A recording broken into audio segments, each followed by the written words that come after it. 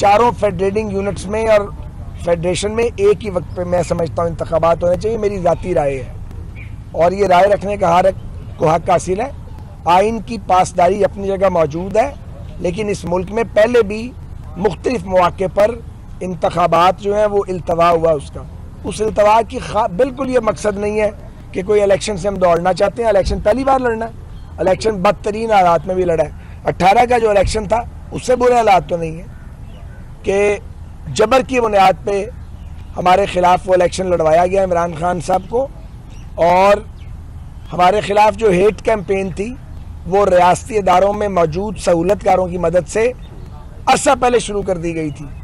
तो मामला ये है कि इलेक्शन से पीडीएम की कोई जमात नहीं भागती, क्योंकि पुरानी सियासी जमातें हैं, कई इलेक्शन लड़ चुकी हैं, जीतते भी हैं हारते भी हैं। लेकिन आप मुल्क को मजीद किसी नए बहरान का शिकार नहीं कर सकते।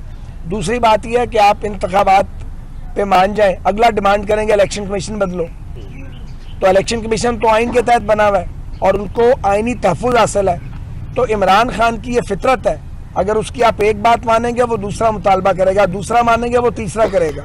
मुल्क में एक वक्त में इंतखाबात होने चाहिए और ये इलेक्शन कोई खेल नहीं है। दूसरी बात, आइन ने इख्तियार दिया कायदे ईवान को कि वो असेंबली डिसॉल्व कर सकता है। ये ब्लाइंड पावर नहीं है। ये नहीं हो सकता कि एक फर्द जो है वो बगैर वजह बताए असेंबली तोड़ दे, वो वजीर आजम हो या वजीर आला हो। आप वजह बताएं, कौन से ऐसे हालात थे कि पंजाब असेंबली और खैबर पख्तूनख्वा की असेंबली आपने तोड़ दी? ऐसे तो कोई हालात नहीं थे। और फिर ये हुक्म कौन दे रहा है?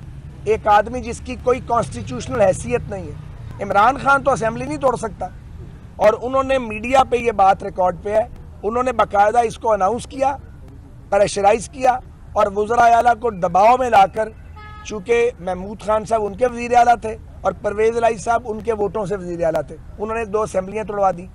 उधर किसी की नज़र नहीं जाती। वो उन्होंने आइनी काम किया, वो मॉरली दुरुस्त है कि असेंबली को उसकी मुद्दत से पहले बगैर वजह के फारिग कर दिया आपने, और फिर डिमांड करते हैं जी इलेक्शन कराएं। इलेक्शन इकट्ठा होना चाहिए, और पाकिस्तान के लोग जो हैं जिनके पास इस वक्त रोटी खाने को नहीं है वो इलेक्शन नहीं खेल सकते। सारा इलेक्शन ही होता रहेगा। ये मेरी ज़ाती राय है और बिल्कुल डंके की चोट पे है।